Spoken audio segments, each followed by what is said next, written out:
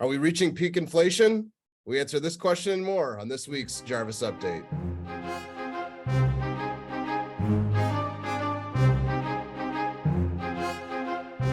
I'm your host, Brian Dress, Director of Research here at Left Brain, joined by our Chief Investment Officer and CEO, Noland Langford. Noland, welcome to the program. Thank you, Brian. It's great to be with you again this week, Noland, and a quick preview for everyone before we get started. Again, markets were higher again this week. I think that's 4 or 5 weeks in a row. Improving earnings and, of course, inflation data really were the drivers. We've got 2 topics for you. The first is, have we reached peak inflation? And then the second is, what should you do with cash in the bank? With that said, we're going to jump into a couple of announcements. We produce this show for you, the everyday investor, whether you have an IRA or 401k, handle your own investments, or work with an advisor that buys mutual funds and ETFs. If you'd like a second opinion, we'd love to talk. Make sure you give us a call at the number below. And also, if you're an institutional investor, there's something for you as well. It's our research service, Left Brain Investment Research. We put out 8 to 10 full-length reports per month on stocks that we follow, and also the chosen. That's our favorite stock and favorite income security idea each month. So we'll put the link in the description below and check that out. Either way, sign up for our bi-weekly newsletter, which is off this week, but we'll be back again next week. Jumping right into the market recap.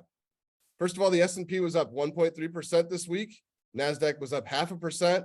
And the Russell 2000, which is the small cap index, was the real leader with up 3.6% this week. So the rally continued.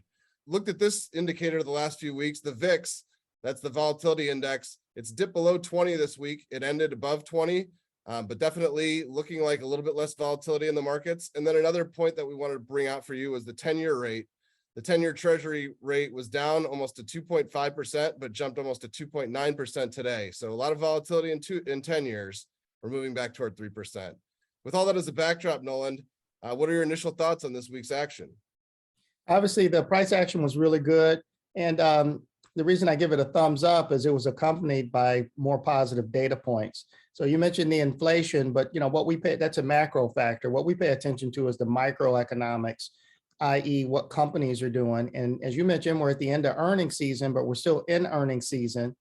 So we like that stocks are moving positively when companies report. And there are some exceptions where companies report not so good earnings and their stocks fall, a la Sonos today. But generally speaking, we've seen positive responses even when earnings are underwhelming. And so I think those are really, really good data points.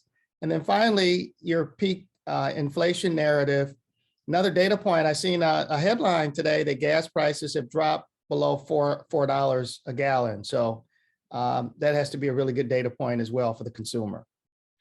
Definitely not in Illinois yet, Nolan, but we'll wait for that $4 gas here. All right, we'll jump right into our topics. So topic 1, have we reached peak inflation? So Nolan will cite a couple of data points for the viewers at home there. Consumer price index, that's the CPI, came in at 8.5% year over year. It was 9.1% last month. So that's an improvement. And then the data point that really excited investors yesterday on Wednesday was the fact that it was 0% inflation month over month. So it looks like readings are getting better there. Producer price index, PPI, came out on Thursday. We saw minus 0.5 month over month. So even better on producer prices. Nolan, have we reached peak inflation? I think that's the question that all investors want to know. And then if we have, what are the implications for investors? So I'm not sure. I don't know if we've reached peak inflation or not. We know the Federal Reserve Board between now and the next meeting is going to be paying attention to all these data readings. They're going to be data dependent, which is really good instead of them being set on automatic. I think the more interesting thing for the individual investor, which is what we focus on, that's who we manage money for and who our prime client is, Mr. or Mrs. Jones that either owns a small or mid-sized business or works for some company where they spend a good chunk of their working life there, and maybe they've accumulated company stock or stock option, and they have to decide, hey, how do I invest my excess monies, and how do I prepare for retirement and put my kids through college? And a lot of that happens in the publicly traded markets. I think for Mr. or Mrs. Jones, it is time to sort of think about the portfolio over the next 2 to 3 years. And I think it's time to stop worrying about inflation, stop worrying about the macro factors, and get back to doing what we need to do, which is just invest over the long term. These things will tend to short themselves out. Yeah, after all, Nolan, it might have been transitory. I guess we'll find out in the next few months as the data comes in. But like you said, it's a lot more interesting to focus on the micro and not on these macro factors. It's not really our wheelhouse, and it's good to be able to start thinking about individual companies again. One thing that I think is interesting that came out this week was oil was up 7%. Oil has been kind of weak over the last few months or the last couple of months.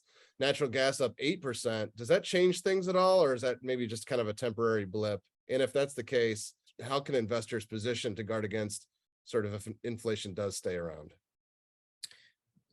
Yeah, so those week-to-week movements in oil prices and natural gas prices and inflation readings, they're what I call, for the most part, unknowable. And the shorter time frame you have, the more unknowable they become. It's just a frustrating exercise to try to predict where those prices are going to go. That being said, we like energy. I like energy as an investment theme. The fossil fuel businesses, they're cheap, they're unloved, and they're gushing cash. And so I don't really worry about on the headline what natural gas or oil prices are doing on a weekly basis. I just look at the band. And as long as they stay above $80, $85 a barrel, the companies, or at least the ones we're following, are going to do exceptionally well. And what I like is they're absolutely committed to returning that cash to investors, whether it's through share buybacks, whether it's through paying off debt, or whether it's increased dividends. In some cases, they're doing all three. That capital return story and those high free cash flow yields are going to be too juicy to ignore at some point. I'd also mention something that you said earlier this week, Nolan, which was we do like that energy exposure as a way to create kind of a barbell portfolio. You've got that energy exposure. If there is inflation, oil prices go higher, you're going to make money on that, and it can help buoy your portfolio if the other stocks do fall. So with that being said, we do want to remind you to like and share this video if you found it useful. Love to see a comment below. We love to engage with you, the viewer, and answer any investment questions you might have. And then finally, please subscribe to the channel and hit the bell for notifications so you can find out when the next video comes out, and they do come out every Friday. With that behind us, Nolan, topic 2. So topic 2 is our bounce back list. And it's also kind of connects with something we've been talking about with clients. One way to deploy cash in the bank is our bounce back list. So Nolan, we have spoken with clients over the last few months, other investors in some recent events that we've had. We've learned anecdotally a lot of investors are holding cash in the bank, which can be dangerous in an inflationary environment, even if that headline number does subside. Nolan, we've got 21 stocks on our bounce back list. Some of them were pandemic darlings and some of them are brand new ideas. What are a couple of the bounce back ideas that you like? So there's a lot to like here. And just so we're clear on how we came up with this bounce back list, again, we intently listen to the microeconomics. That is, we're in earnings season. So we want to jump on these earnings calls and see how these macro, these inflation factors, supply chains, slower economic environment, all of that is impacting these businesses one by one. And what we found, at least for most of the companies on the bounce back list, is there has been very little negative impact to their business, even though you've seen these huge headlines suggesting we're heading to a recession or maybe worse. So that's the first thing. A lot of these companies we consider to be resistant. They're not immune. It just means their businesses are durable enough that they can withstand a slower economic period if we go into one. But most of these businesses on the list, the bounce back list, aren't seeing a slowdown. And I just, I found that worthy of attention. That caught my attention.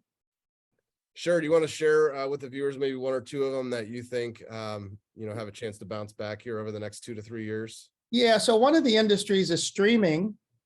And we've seen the headlines from the big streamers, Netflix, Roku. They're not doing very well. They're spending a lot of money to try to get viewers to watch what they have and to produce content. But there's so many different options that streaming's really having a tough time, especially since COVID is over and we're not parked in front of the TV 10 hours a day. However, a big part of the business, digital advertising, which flows through streaming. A lot of these streaming services, you can either pay monthly, or what's starting to be more popular is this ad-supported model. And now we all have smart TVs, which is how we stream. And that opens up a completely different inventory for advertisers. If you're a big consumer package company or an auto, then that gives you another place to advertise. And there's a company, The Trade Desk, which it has an independent digital advertising platform that either marketers or advertisers will use to find out the best places to place their ads everywhere, either on the internet or on connected TV. So it turns out the Trade Desk business is actually getting better. It's getting stronger. Everything that's hurting the individual streamers is actually helping the Trade Desk, as well as the third parties' cookies being removed. And there's just a lot of positive flow from Trade Desk and from digital advertising, even though we've seen something different on the headlines. So that's a name that sticks out to me. It's really interesting, Nolan. We've watched, as you said, all these streamers struggle and all these digital advertisers have some issues, but Trade Desk, they've been plugging right along. So when you know that sort of the environment is difficult and a company continues to perform, it's a really positive sign. And then Nolan, one more thing we wanted to discuss here today. The market's been tough the last 6 to 12 months, and a lot of investors have been letting cash kind of build up in their bank accounts. What should investors think about doing with cash in the bank as we might be starting to come out of this bear market here? We like the idea of putting cash to work. If you have emergency funds that you need access to, spending cash for your monthly bills over the next 6 months or so, then you should probably keep that liquid. Anything in excess of that, we think it's probably time to put that money to work. You're sitting there waiting for rates to go up. Rates are going up, but the money that they're paying you at the bank still is not adding up. If you can get over 1% on your savings these days, that's a big number, and you're still not keeping up with the 7-8% inflation. So it's time to put it to work. We keep a list of bonds. These are corporate bonds that you can buy. And depending on the credit quality and how long you want to lock in rates, you can get yields anywhere from 4 to 8%, depending, which we think is very, very attractive, especially compared to money market rates at 1%. So the investments themselves are not riskless. There will be some volatility to them, and you have to watch them to make sure the companies are still in good shape so they can continue to pay interest.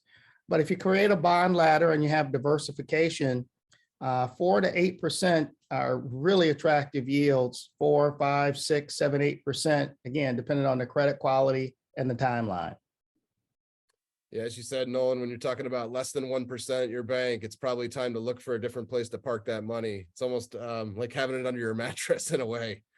So yeah, we're looking at stocks and bonds. We've got our bounce back list here at Left Brain, and then we've got a whole long list of bonds that we find attractive. So if you're looking for a way to park your money somewhere else other than just in the mattress, give us a call. Again, we'll put we'll put our number in the description down below. So give us a call and we will give you some of our thoughts. With that, Nolan, we're heading right into NFL preseason. I'm going to get to see Patrick Mahomes throw about 3 passes this weekend, so that's exciting. With that, we're excited to have you all with us this week. Thank you for Nolan. Thank you for being with us, and thanks to the viewers. See you next week.